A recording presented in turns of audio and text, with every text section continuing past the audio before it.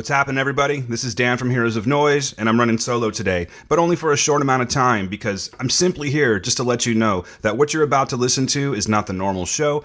Actually, what I do have for you is an interview that I did recently with Matt Leslie and Stephen J. Smith, who are the screenwriters for this wonderful movie I've been talking about all week, last week, and maybe the week before, Summer of '84. Now, guys, if you haven't seen this movie, do so now. Just stop the thing, go watch it, buy it, come back. I know you're going to do that anyway. And then you'll be ready to listen to this, because this is full of spoilers, okay? Warning at the top, spoilers, just trust me on this. It's not spoilers all the way through, mind you, but there is enough in here where you're going to be like, damn, I should have watched it. So you have been warned, okay? Straight from the top. You're your own person. You have your own free will. I just want you to enjoy the show. So I'm going to stop yapping at you because we do have a regular show coming out this week, and I want you to enjoy this. So here it is, guys. Short and sweet. Matt Leslie, Stephen J. Smith, screenwriters for Summer of '84, talking with me. Enjoy. Summer of '84 is the latest horror film from RKSS, the people that brought you 2015's Turbo Kid. Today, I'm fortunate enough to be here with both screenwriters from that movie, and they're going to talk with me about it. It gives me great pleasure to welcome Matt Leslie and Stephen J. Smith to Heroes of Noise. Gentlemen, welcome. How you guys doing? Good. Thank you. Good to be here. Good. Man, I'm really excited about this. Let me tell you a little bit about my whole intro to Summer of '84. Basically, I was just like falling down a rabbit hole one night looking at trailers, and I came across this. And out of all the trailers I saw, it stuck out to me for reasons I'll get into in a bit. But of course, there was that whole retro thing. There was just something about the way it sounded, the soundtrack, and the way it looked that really intrigued me. So I went and watched that. It instantly grabbed me. I rented it on VOD. I believe I got it on iTunes, actually. And I guess I should have just gone with my gut initially because I ended up like buying the movie right after that. So guys, let me just tell you right now before we start, honestly, this is actually one of my favorite movies of the year. So I just want to put that out there. Wow. Thank you. Yeah, no That's joke. awesome. No joke whatsoever. Ours too. Yeah, I imagine so. Yeah, it's all right. I think the bias is acceptable. Steve's super humble. Hey, you got to rep yourself or no one will, right? Yeah. Right. So let me ask you, what brought the both of you to the film industry? How did you guys meet? So we met in LA. So I'm from Milwaukee. I actually live in Milwaukee now again. But we met while I was living in LA. We met at a writers group. It was like a little thing in a producer's basement. And, it was like 7 people that would get together week after week and bring like 10 pages of whatever you're working on.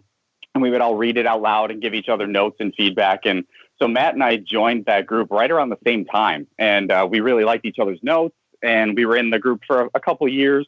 And kind of, it seemed like the only notes that we would ever incorporate were each other's notes into our own work. And so we knew we liked each other's style. And then we did this program called the Writers Boot Camp in Santa Monica. That's a 2-year writing program.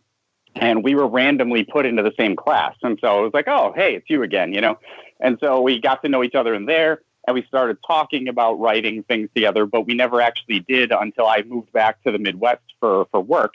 And I found a contest that was called the Scriptathon, and it was write a script in 30 days or less. And so I called up Matt and I said, hey, we should try this. We always talked about writing something together. This is low commitment. So we came up with an idea really quick. And 28 days later, we had a script and we ended up winning the whole contest. Oh, wow. And the contest was about 1,300 entries. So it wasn't, it wasn't huge, but it wasn't tiny either. And so we kind of thought like, hey, there might be something to this. And so we started writing everything together after that. And that was 7 years ago at this point. So 7 years into this here, how long before you started writing Summer of '84? We started writing Summer late in 2014. We kind of conceived of it in the middle of 2014. And we had other projects we were working on, and we were taking a high concept comedy out. And so it just kind of sat there for a while. And then late in 2014, over the holiday, we started really writing it. And then we ended up taking it out to the town in like March of 2015. And so, yeah, it took about 3 months for us to write it once we started cracking on it. But yeah, so that was, a few years into our writing relationship. So if I have my dates correctly, I'm going to get this question out of the way because I have a feeling you guys get asked this a lot. So I'm just going to get this out of the way right now. I have a feeling you know where I'm going with this. Let's just say it. Stranger Things. Now, I have no comparison to this movie. I do get why people say that. However, if you're writing this movie, was it 2014 you said? Yeah, late 2014, early 2015. So by my numbers, that would officially make this this is like a pre-Stranger Things then, yes? Yeah, I mean, like Steve and I were, I just think there was something zeitgeist about 80s Amblin, Spielberg, Stephen King kind of stuff for people who are our age. You know, like I think we all, when we started writing it, we were like, oh, you know, it'd be really great. Let's make it, like we thematically knew we wanted to make it in the 80s. But we were like, let's do one of those classic movies, but let's just make sure we do it in a way that no one's seen before. You know, like let's make the kids swear, and we'll have a really scary ending that doesn't go well. And that'll really set us apart. And then, you know, we attached the directors to the project, RKSS, and we were all really excited. And then like the trailer for Stranger Things hit. Like, I mean, I guess it was 2 months after we'd finished the script. And we were just heartbroken. I mean, because we thought, there was a part of us that was like, okay, this could either help us or it could just destroy us. Sure. Yeah. And then, of course, it became a cultural phenomenon. And like, to your point, what we really have in common with that show is the kids on bikes genre, right? It takes place in the early 80s and it's kids on bikes. Exactly. And ETs and everything like that. Yep. Yeah. Mm-hmm. And so, you know, from there, the differences aren't really, I mean, the differences are the majority of what's there. But yeah, I think it's just a byproduct of people who are our age kind of coming of age and having the power to actually get something made and making something that's reflective of the movies that influenced us and inspired us so much, you know? And that's really what this is for us. Yeah, and I think it's interesting that when people kind of hear about the movie or they see the trailer, you'll see a lot of things in comment threads like, oh, Stranger Things much, you know, that kind of thing. But then when people actually see the movie, they come out and, you know, like all over Twitter, people are just like, this has nothing to do with Stranger Things. It's totally different. Go check it out. Fans of Stranger Things will love it, you know, all that kind of stuff. So yeah, it's an interesting relationship we have with that show. Yeah, love hate for sure. I bet. Speaking of the reactions to Summer of '84, you know, I've been paying attention to it over the course of the last few weeks, particularly on Twitter, and, you know, just kind of scouring the internet. I've been reading up on you guys and whatnot. And from my perspective, it seems like the reactions have all been like positive, raving, in fact, for the most part. That what I've seen. Of course, you're going to get your, you know, everyone's going to have a negative reaction every now and then, but it seems to me like it's, for the most part, completely positive. What do you think it is about this movie that's appealing to so many people? Well, for me, what's been weird is the divide between critics and audiences, because Steve and I always talk about, like you're saying on Twitter, there really is a lot of positivity. I mean, I feel like if there's 10 comments, at least 8 or 9 of them are really positive. And then, of course, there's, like you said, there's always somebody who's going to have a problem with it. And I respect that because I'm the guy who goes to the movies and I often have a problem with what I see. You know, like I'm very critical. But so it doesn't upset me. But yeah, it's been really interesting to see that divide. And Steve, what do you think about it? Did you have anything you want to add? No, I mean, it's like you said, like, I think like it's super positive when people see it, and that's been great. But yeah, like, I think, you know, people latch onto it because it has some of those familiar things like that, you know, that they're looking for. Like people love Stranger Things, and, you know, people love the 80s right now. And so I think that brings them in, and then they're expecting to see a Stranger Things, and then they don't get a Stranger Things. They get something unique that they haven't seen before. And I think that surprise, especially the last, you know, the third act of the movie, is really this gut punch ending that you don't see coming. And I think it drives people out of the theater going, oh my God, I've never seen that before. Like, I did not see that coming. That was so great. I got to tell everybody about it. Mm-hmm. I can tell you that as a kid of the 80s, growing up in the 80s, what hit me about this one, yes, of course, there was that familiarity. There was something really familiar about the trailer. But then, as you're saying, once you start watching it, it's completely original. But there was something else about it. Another element that I really liked is that I was one of those kids that used to run around in the neighborhood when we could still do that. You know, just run around until all, you know, hours of the night playing games, something very similar to Manhunt. We used to do that kind of crap all the time. So I think it was once I started watching this movie, there was just all of this that came back to me, and it was not so much of a retro thing as much as a nostalgia. You know what I mean? Like, I just really embraced that. So, you know, well done, guys. I really think that's to the people that I've been telling everyone about this movie, first of all, and I've had conversations with. Oh, no problem. But I've been having conversations with people my age, and very similar reactions too. It's just like, yeah, I remember doing that kind of thing. It's just this really cool thing, and I think that you guys have locked onto something that, quite honestly, I don't think Stranger Things has.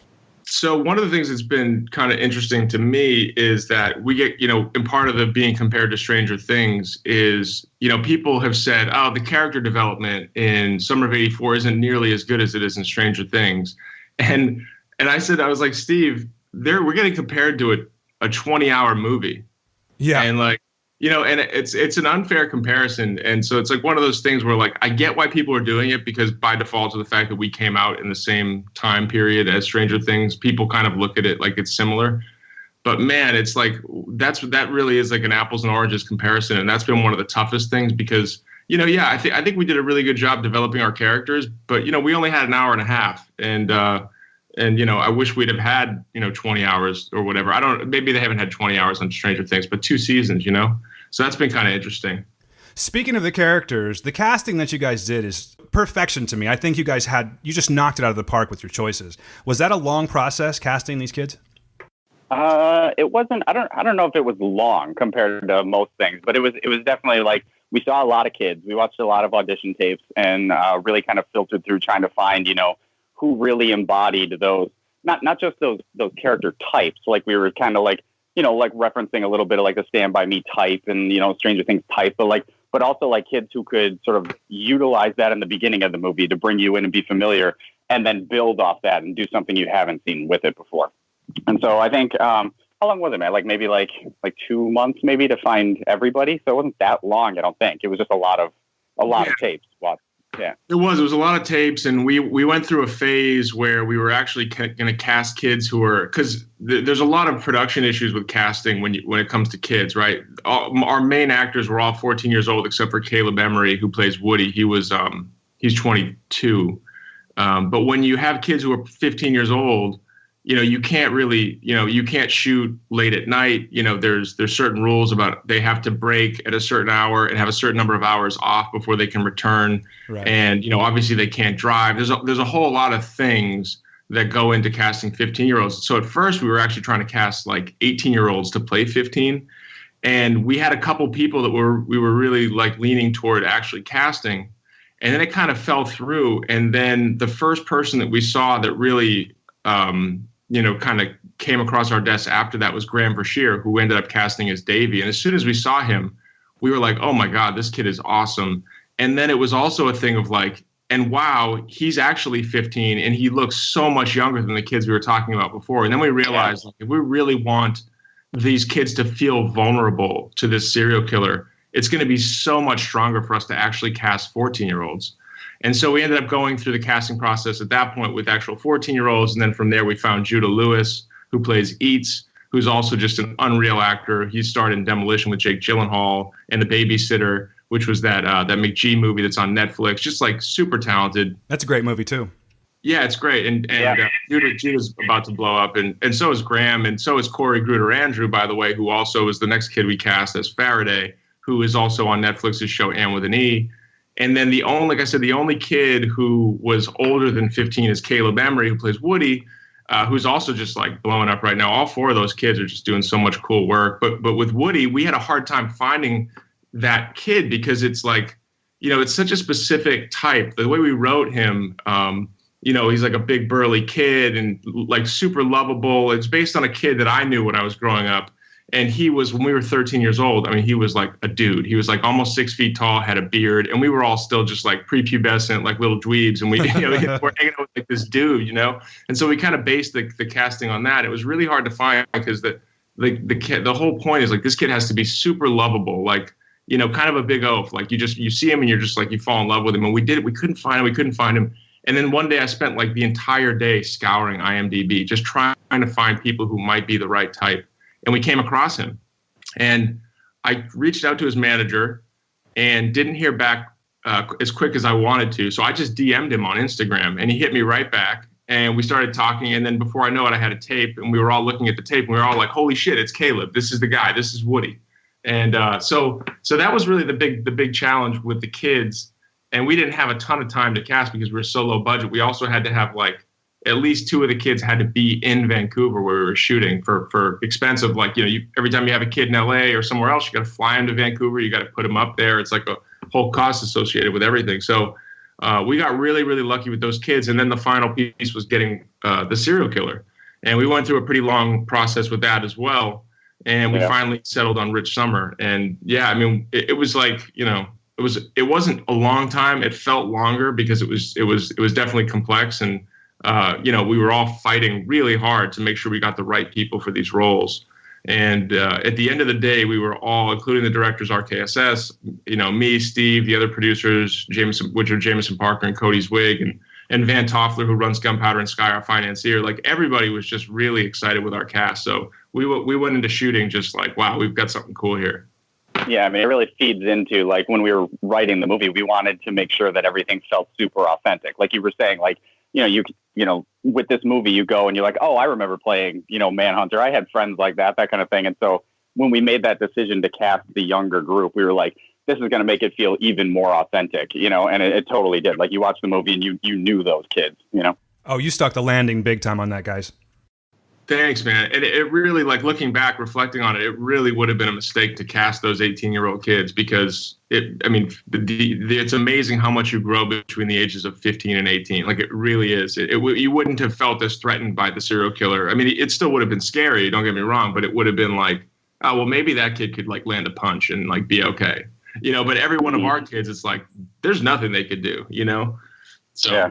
By the way, it's really funny, too, because we're the age that we cast them at, like, we, since the movie has come out, like, those three kids have all grown up so much. It's so crazy, like, watching their Instagram. You're like, oh my God, that's that kid. Like, we just knew him like a year ago on set, and he was this little spindly dude. And, like, now he's like, turning into a man before your eyes. It's really funny.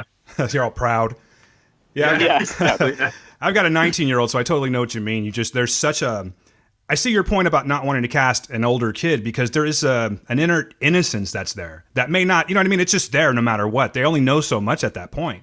And I think that truly shows. I think that there's a little bit of an inexperience with life or something like that translates through that. And yes, you're right. They do seem very vulnerable to a serial killer. Like, what are they really going to do? You know what I mean? And I think that again, that was captured very well. You talk about Woody. And I do have a question for you because you guys made such a bold choice to alter the course of Woody's story from beginning of the movie to the end. And was this always the intention, or was there more of a tame ending originally? No, it was right from the get-go. We knew, we wanted to, I think Matt touched on this earlier, like, we wanted to pay homage to the 80s movies we liked, like The Fright Night and Stand By Me and, that kind of thing. But, do it in a way that has this unexpected ending. And I think right away we knew, like, if you're 15 years old, and you start suspecting that your neighbor is a serial killer, that's not going to end well for you. And it's not going to end well for anyone you bring into that, sort of determined look at who this neighbor is. And so I think right from the beginning, we knew we were going to kill somebody. And I think we landed pretty quickly on Woody, right, Matt? So, yeah, no, I think that's exactly right, Stephen. We always kind of intended it. I mean, if there was actually a version early when we were working on the treatment of this movie where, like, all the kids died. Oh, yeah, that's right. Yep. Where, like, they all wound up on that island, and it was this, like, like a kind of like a massacre. And everybody that read it was just like, guys, listen, it's going to be really hard to get this movie made because remember, again, this is before what was the other one? It comes at night. Yeah, well, what I was going to say is, like, since we wrote this, there are movies that have killed kids, and I think it kind of paved the way in a way for our movie because it's hard to get a movie financed where kids get killed. I think that's a big part of the reason why you don't really see it very often. Is like it's hard to find somebody who will pay for you to do that, and it's not like we didn't want it to be gratuitous, but we were like, if this went on in real life, this is how this would end. But yeah, it comes at night. There's like a 3-year-old kid gets shot by a rifle in it. The little kid, Georgie, gets his arm gnawed off and then he gets dragged into the sewer and other kids die. So, there have been movies that have done it since then. And so anyway, getting back to the point, yeah, we were originally going to kill more kids, but I think we all kind of realized that, speaking to our manager and other people on our team that, like, maybe we're going too far. Maybe we could just have it be one kid. But we always knew we wanted to at least have one kid die because, we wanted Davey to have to, like, live with our main character, Davey. We wanted him to have to live with those repercussions of his actions. And, I always jokingly say, I'm like, they say curiosity killed the cat, but in our movie, curiosity killed the cat's best friend, right? It's like, so yeah, I think that's basically how we always thought it would be. Yeah. Speaking of Rich Sommer, I've always been a big fan of him, actually. And he's got such a nice guy look about him. And it's just, it's funny, the contrast of what he's actually playing versus that nice guy look. how many people were in the running for that? You had mentioned that you kind of found him a little bit later, correct? Yeah. We went through the casting process for his character, for this role of Mr. Mackey was interesting. Like at first what we were doing is we were making like exclusive 2-week offers to like high level talent. And then, you make the offer and you wait for 2 weeks, and inevitably 2 weeks ends and you call their agent and you go, hey, did they consider the role? Did they read it or whatever? And you always get some kind of an excuse where it's like, oh, yeah, he doesn't want to play a serial killer. Oh, he, it's not for him right now or whatever. And we ended up going through that with quite a few actors that were, really had a solid name brand recognition to them, I should say. Like, and it was kind of a frustrating process because we were like, what are we doing wrong here? We're making actual financial offers to these actors and we're getting a pass. And what we realized is that the role of Mr. Mackey is actually a pretty small role. It's not like a hefty, like there's not a ton of scenes. You see him a lot, but he's not having a lot of dialogue, and he really kind of, kicks in like after the midpoint. Sure. And so anyway, I think that was part of our challenge as well. And so it ended up being that we ended up getting passes from a few actors, and then we made the offer. We saw Rich. So our casting director, Barbara McCarthy in Los Angeles, she was like, look, guys, there's this guy, his name is Rich Sommer. He starred in the entire run of Mad Men. He's like a phenomenal actor that, most people just don't know who he is. He kind of goes under the radar, but man, can he act? And I've watched Mad Men, but it was only a few episodes, and I didn't remember him from it. So he was kind of like a new thing to me. And I think, Steve, for you too, right? Like, did you know who he was? Yeah. No, like right off the name, I didn't know who it was. And like I searched him on IMDb and I was like, I kind of recognize him. And then I did a Google image search and saw all the Mad Men stuff. And I had seen, season 1 of Mad Men by that point. And so I was like, oh, okay. I was like, yeah, that's interesting. And like he didn't honestly, to me, like look exactly like Mackie looked in my head when we were writing the script. But looking at him, you were just like, oh, he definitely has that look of like, the nice guy, but you can see like, there might be something behind his eyes, and so like, so I got really excited about it at that point. Yeah, me too. And then what we were talking about, Steve and I always said, we were like, the movie Disturbia obviously has some similarities to ours, but there were a lot of things that movie did really badly to us that we just were like, man, like they had such an opportunity, and we kind of wanted to correct a lot of those mistakes. And one of them was the bad guy in Disturbia. The second you lay eyes on him, you're like, that guy kills people, like for sure. Like as soon as you see him, you're like, that guy is a murderer. Like they aren't trying to hide it. And by the way, like we're really not trying to hide it as well, but we want him to be likable so that even though Davey knows or really believes it's him, everyone else is like, dude, you're crazy. Because like that's the obstacle of his character, right? So, but anyway, not to get off topic, but like, yeah, Rich is like, we saw his tape. He can't, we made the offer. We were just like, let's do this. And he came in and he just was awesome. I couldn't have been, none of us would be happier. Yeah. And going back to what Matt was saying a little bit about that, we don't hide it from you really. Like we were having a conversation with Rich on set once, and he was telling us that was part of what he loved so much about the script is he said, the script never lies to you. He's like, it tells you fairly early on, it gives you the suspicion that it's Mackie. And all these details are in the first half of the movie that basically end up paying off that like, yeah, it is him, and so he said when he was reading the script, he was waiting for the big twist of like, oh, it's going to be the babysitter, or oh, it's going to be one of their dads or something like that. And he was so happy when he got to the end and there was this, it was, yep, it's Mackie. That's what we thought all along. And yet still it's this shocking reveal when you learn that that's who it is. He loved that part of the script.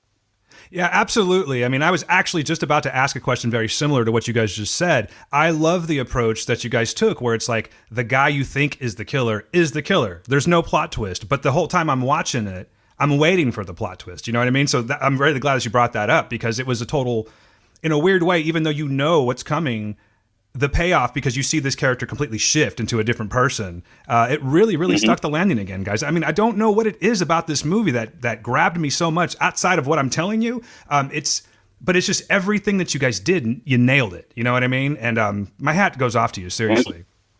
Thank you. Yeah, we've always wanted that ending. That was kind of, like we didn't like the idea of writing a whodunit necessarily. Like we wanted the story to be through the perspective of this 15-year-old kid who figures it out right away. And then it's just, he just won't let it go for the whole movie. And it just drives him into this tragedy by the end. And we just love the idea of that right from the beginning. Can I jump back a little bit and ask you guys how you came to meet up with RKSS and how that experience was of translating your vision to film? Yeah, sure. So my background is that I was a development executive for a couple different producers. And one of them is a guy named Scott Bernstein. Scott produced Straight Outta Compton. And I got to work on that movie with him. And while I was his executive, an agent who at the time was at Verve Talent Agency named Tanya Cohen, she just sent out some, informational things about a few different directors and writers. And one of the things that she sent me was the Turbo Kid trailer. And Steve and I were already, almost done with the treatment for Summer of '84 at that point. So she sent me the trailer and I was like, man, this is wild. It's like Mad Max with kids on BMX bikes. And it's like a real nostalgia factor. Like I immediately was like, I have to watch this movie. And I was like, Tanya, I'd love to meet with them. And she's like, well, here's the thing. They live in Montreal, so they're not going to be here for a little while. But in a few months, they'll be back in town and you can meet up with them then. So long story short, I meet up with them when they come into town. And I always ask directors, I'm like, name 5 movies that are like your favorite, most influential movies. Because I find that a lot of times a director has made a movie that's like a drama, but you find out that their favorite movies are all sci-fi or all horror, and they really want to do that. And so they started naming literally all the movies that Steve and I were naming as our reference pieces for Summer of '84. So I was like, guys, I have to pitch you this movie. My writing partner and I are writing it. We just finished the treatment. And I pitched them in the room, and they were like, "Oh my God!" Johan was like, "I have goosebumps. Like, we have to do this movie. Like, finish the script and send it to us." And we're like, we couldn't be more excited. So that's what happened. We ended up finishing the script. We sent it to them, and they were like, "We don't have a single note. We love it. We want to make it. Like, let's do this." And so that's kind of how they got attached. And from there, we just we took it around, and we ended up finding this guy, the couple guys, Cody Zwig and Mike Flavin, who are at a company called Gunpowder and Sky, and they loved it, and they really fought hard internally for the team to hop on board, and they're the ones who financed it. So it kind of just felt like it was meant to be. Like the stars kind of aligned for this movie in a way, because I'm sure you've heard the stories of like Dallas Buyers Club, or that took 12 years to make, and financing came in and fell out, and actors came in and fell out, and Straight Outta Compton was even like that. It was like a 10-year process, and 5 different versions of what the story was going to be, and so it really kind of felt cool that it just like we hit and we just ran. So it was really cool. Yeah, and in terms of working with them, they have an interesting dynamic because there's 3 of them, obviously. So it's an oddity with directors to have 3 on set, but right from the get-go, like when we were on the developing the movie in pre-pro, Matt was up there with them in Vancouver getting ready, and then I couldn't come until the actual production. But the whole way through, I mean, they were, it was great because they were collaborative with us, and so they, let us be on set, and they, asked us questions when anyone had any, questions about any dialogue, or if we had to rewrite anything for a location. And it was just really interesting to watch sort of like the dynamic of, this trio that's basically like a hive mind. Like they never argue about anything, and like they always have the same idea about everything, which is really interesting to watch. And, they kind of divvy up their workload. So Johan works with like the actors and the talent. And then Frank is the guy like behind the camera with the DP and the gaffer and blocking out the scene.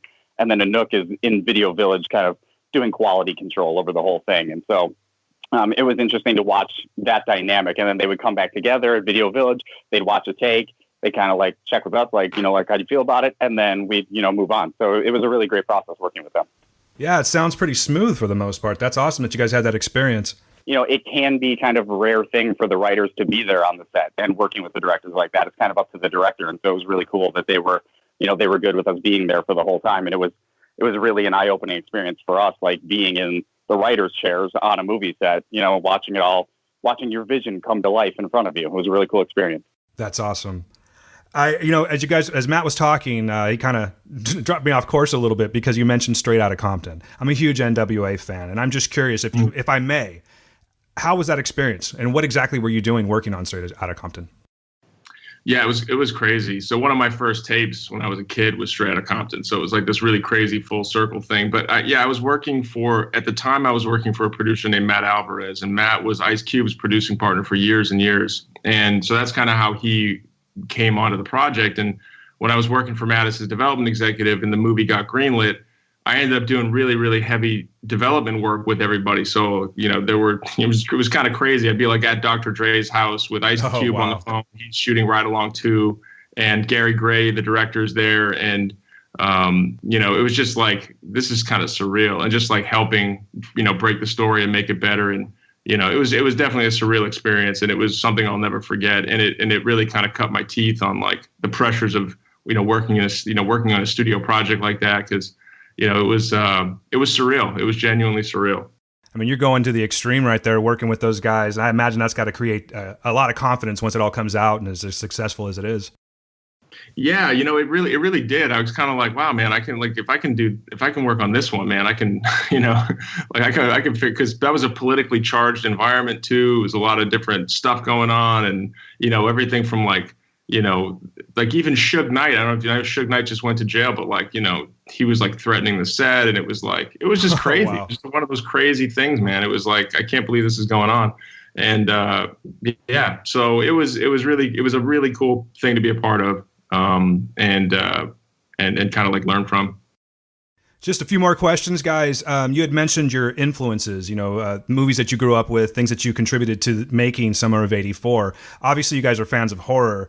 What are some of your other influences? What drove you to become screenwriters? I got into it more from like an action, sci-fi, fantasy end of things. Like my all of my influences are kind of like, Star Wars, or, later like Lord of the Rings, or like the first Ninja Turtles movie, or the Batman movies, that kind of thing. I got into screenwriting because where I started was I wanted to be a comic book artist. And so I was studying sequential art and animation. And then, as you're doing that, you're drawing a million still lifes, and you're not really getting to do the sequential stuff right away. And it was kind of frustrating for me. And then I took a creative writing class, and the second short story that I ever wrote got published. And I kept hearing from professors in college that my writing style was heavily influenced by my art style. So it was very visual, and you could picture everything so well. And so that was cool. So I got into writing that way. And then I was like, well, how do you marry up the two? And you marry up the two with movies, and so that's how I got into screenwriting. How about you, Matt?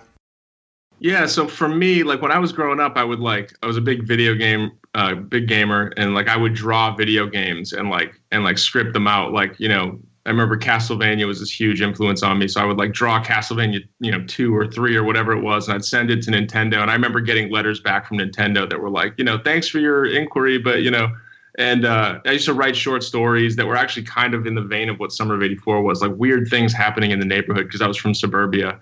And but honestly, when I grew up, I kind of was like, Hollywood and that world is so far away from Massachusetts, where this town I grew up, Ipswich, Massachusetts, just like the movie, which is, except we moved it to Oregon because we shot it in Vancouver. But growing up in Ipswich, it was like Hollywood is just on the other side of the planet, and I wasn't about to leave my family, and so that I never really considered it.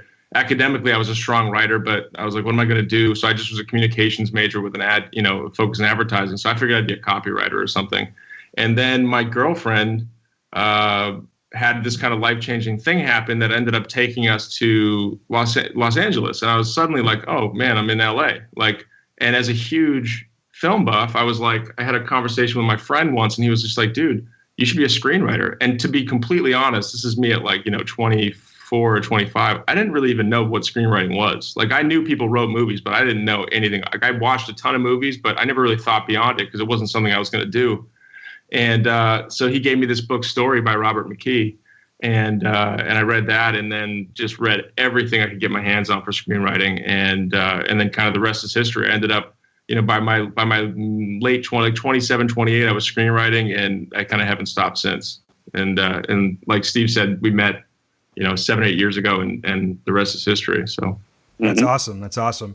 Speaking of screenwriting, this is more for, I know that we have a lot of creatives in our audience, and I'm curious, what's one big misconception about writing a script and getting it to the screen that you guys would like to clear up? Maybe something that's not so, maybe people see it in the wrong way. Is it a difficult process?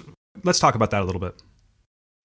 Matt, Well, you start. You got to think about that. Yeah, I mean, to me, the biggest misconception, and I hate to say this because I don't want to kill anyone's dreams, but really, truly, like if you don't live in Los Angeles, the odds of you ever succeeding as a screenwriter are so tiny. It's already small, right? So it's a really hard business to break into. Sure. But if you don't live here and you're not in the business, in some capacity, it's probably never going to happen. Now there are exceptions, like if you live in the UK and you get involved in because obviously the UK has a really healthy film economy and you can make movies there, and there are other places like that too. I think that there's a world where you could become successful if you're living in New York City and you're writing there. But it's other than that, man, you got to be in LA, and the only reason that I think Steve and I are good writers, but I think a big part of the reason our stuff has kind of like gotten to where it is because we've been like hustling in LA and like meeting people and working in the business and just like networking as much as we can, and I really don't think it would have happened without that. And if it did, it would have taken a lot longer because we've done before I was in the business, it was like we would do the screenwriting competitions and we would place really well and we do really well, but then it's like unless you win the Nickel Fellowship, no one's really paying any attention to any of these other screenwriting competitions. So I think that would be the biggest thing for me in terms of screenwriting. The biggest misconception is like you could just do it living in Maine or Atlanta or wherever you live. It's possible, but it's highly unlikely, even if you're super talented. That's a super honest answer. Yeah, and building off that, yeah, I think from like a creative side too, like I think a misconception is that you're gonna write that great script and you're putting all your hours into writing the great script, and then you think you're gonna find an agent off that and it's just gonna go into production. It's gonna be super quick, and like really like there's a million steps in between you writing Fade to Black to a movie actually going into production. I think Matt and I have been on this journey through so many things, like learning what all those steps are, and you have to kind of remember that when you're writing a script, yes, it has to be an amazing script. It has to grip you from page to page, and it has to be so well written that everybody notices it. But you always have to remember that that thing that you're turning in is not meant to be read by the public. It's just a blueprint for a movie. And there's going to be hundreds of people who come after you and add little pieces of their own vision to it. And it's going to change and it's going to, morph. And it takes a long time to get something into production. And once it's in production, you really have to be flexible with, running with the changes. And if something, Matt and I, Summer of '84, the original script had a roller rink in it. And when we got to the location, it was like, there's no roller rink up in Vancouver. We had to change it out for something else. And so I think it's a big, creatively, you have to be very flexible with your scripts and write the best thing you can right up front, but just be ready for all of those rounds of revisions and all of those eyes to be on it, developing it into the final product, which is actually a movie that you can watch. Hope you were paying attention to that one, guys, because that one was for you. So these guys answered you right there. The question that you guys have, these guys just answered it for you. So right from the source. Next thing, gentlemen, and we're going to be wrapping this up here real quick. I am curious. It's kind of a two-part question. What's next for you guys? And is there a chance of a Summer of '84 sequel? Well, what's next for us is we have a movie we have a script that's been optioned already by a company called Cineloo. It's called The Harrowing. It's a supernatural thriller, kind of in the vein of Rosemary's Baby with another, modern, dark, twisty ending. You know how we like those. So we've got that, and we've got a TV pilot that's out that we're hoping to get some attachments on. And then we've got a few things kind of in the works right now, I think. That we're not really ready to discuss yet, but I think we have probably like 4 or 5 things that we're working on at the moment. So that's kind of what's next for us. And sequel wise, yeah, Matt, you can talk about it. No, I was just gonna say, going on that, like another bit of advice would be like you've got to have a ton of projects. That one of the things that we've learned because when we first started, it'd be like, okay, this is the one project we're working on right now. And we'd write a script and then we would just like, okay, cool, and then we're done with it, and now we can move on to the next one.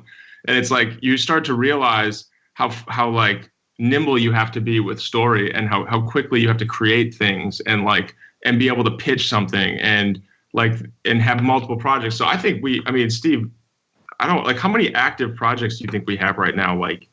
I actually made a list once that was a couple weeks ago. We have 18 projects in the works right now at various phases of development. So yeah, it's kind of crazy.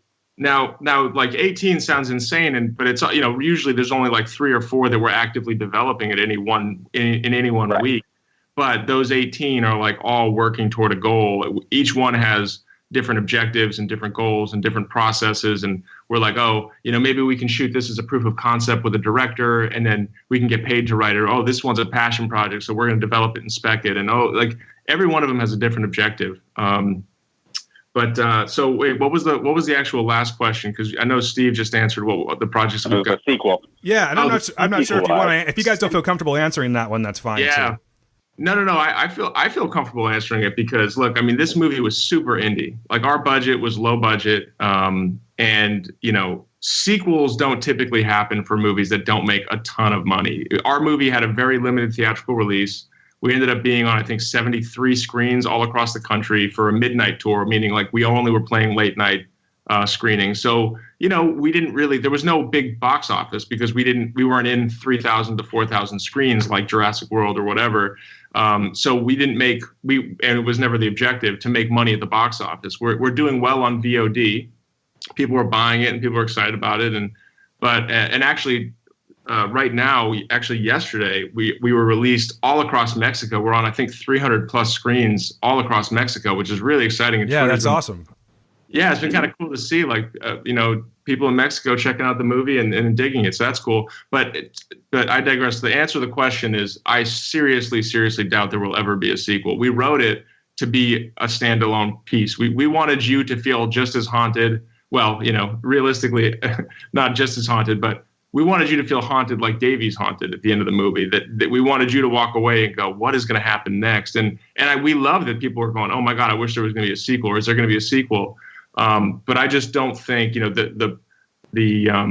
how much money this movie is going to make is not going to warrant some financier coming on board and saying, let's make a sequel. Now, it's like we live in an era of nostalgia. So who knows, in 20 years, we may get a phone call from some financier because our movie became a cult hit and they want to make part 2.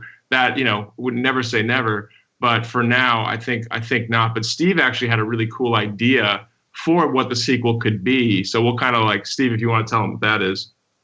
Yeah, basically, like, because when we were on the set, we were talking with the boys and stuff, and, they all had their own pitches for what a sequel would be. And some of those were pretty funny, like Caleb was trying to figure out ways to bring Woody back in the sequel. And, so that was really funny. Yeah.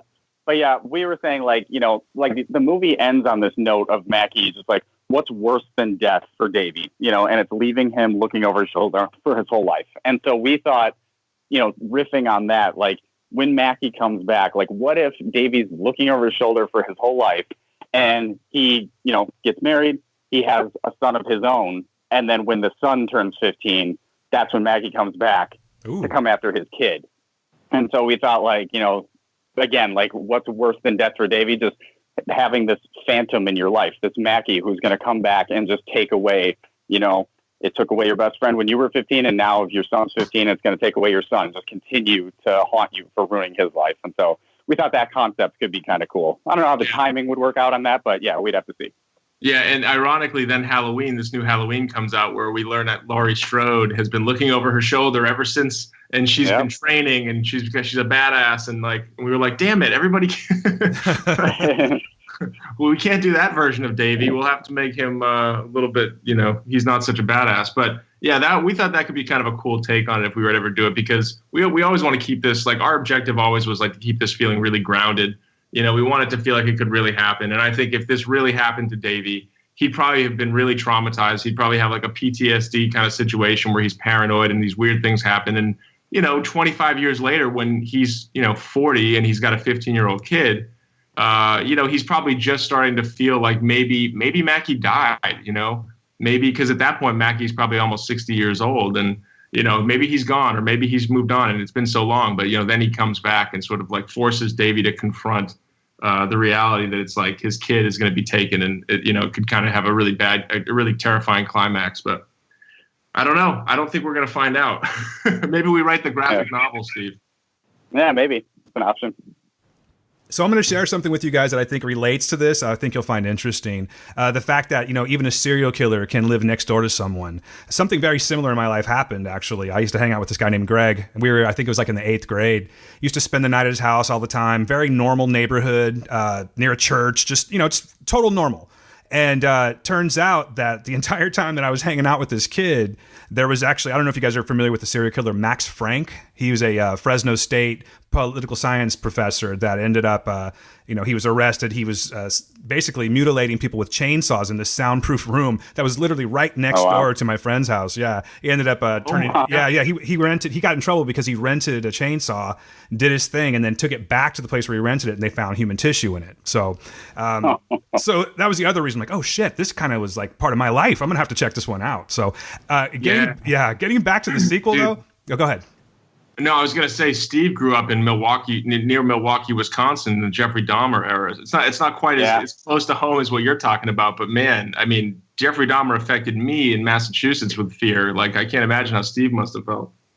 Yeah, it was always kind of a background element as I was growing up, like, because I was young while it was going on, but then, even when I was in college and I had friends who were at, University of Wisconsin-Milwaukee or Marquette University, and it's like, yeah, right there. Like, that's the apartment where all that was happening. It was really crazy.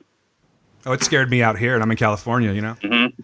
So getting back real quick to the sequel, I can tell you that if it does come, I'm going to be there watching it. But I do like the fact that it's left the way it is.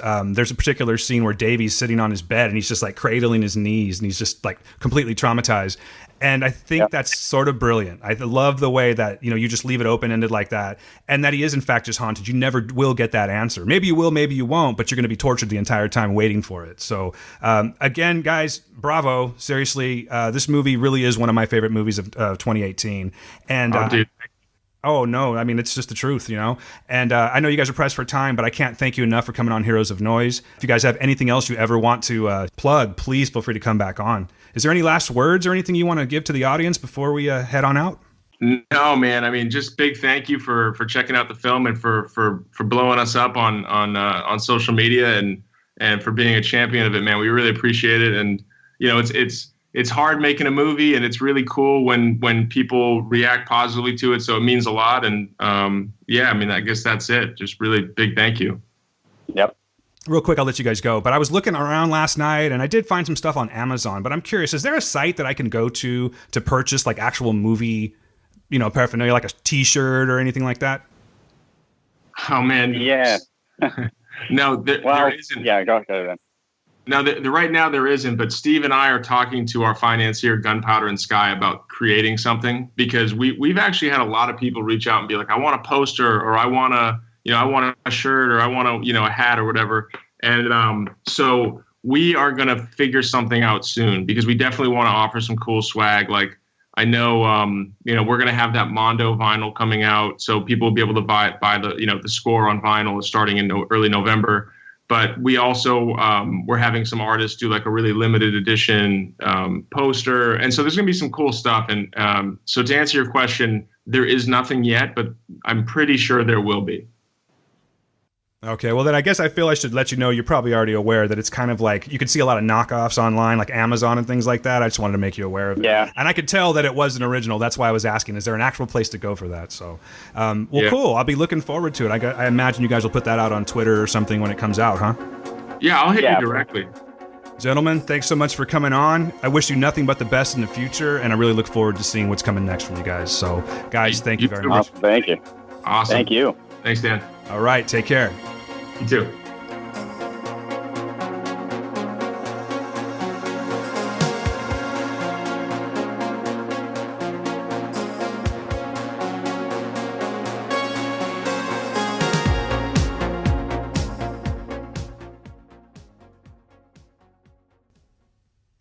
And that's about it. I had a great time talking to these guys, and I hope they come back soon. What I realized is that I didn't really give them a chance to really plug where you can reach these guys. So sorry about that. I'm going to do this twofold, though. I'm going to go ahead and give you the information right now on the show, and then, of course, I'm going to put it in the show notes. Do me a favor. Check their sites out. Give them some credit. These guys totally deserve it, and I can't wait to see what they're going to do next. So I wish these guys the best of luck. Seriously, super great guys. If you want to reach Matt Leslie on Twitter, you can hit him up at Matthew G. Leslie. If you want to do the same for Stephen J. Smith, hit him up at The Right. That's WRITE SJ Smith. Let me say that one more time. The Right, THEWRITE SJ Smith. That's on Twitter. These guys have a webpage. Hit them up there too. It's at smithandleslie.com. Smithandleslie.com, LESLIE. And then, of course, you can check out the movie's Twitter page at Summer of 84 Movie. One more time on that too, at Summer of 84 Movie. That's it for me. I will be talking to you very soon on episode 37. I will check you out later. My name is Dan Ramirez. You've been listening to Heroes of Noise. Peace.